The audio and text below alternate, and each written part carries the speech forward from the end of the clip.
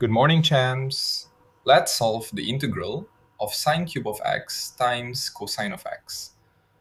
At first glance, this looks a bit complicated, but there is a clear pattern here. We have an odd power of sine, and we also have a cosine factor. This combination is important. Whenever you see an odd power of sine together with cosine, substitution is usually the best strategy.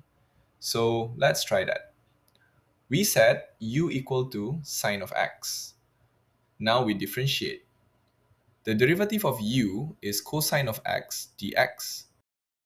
So the integral becomes u cubed du. Now the problem is much simpler. We just integrate u cubed.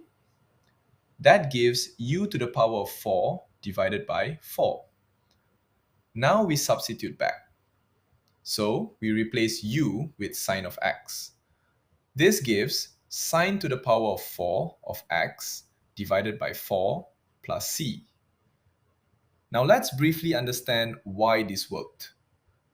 The key idea is that the derivative of sine is cosine.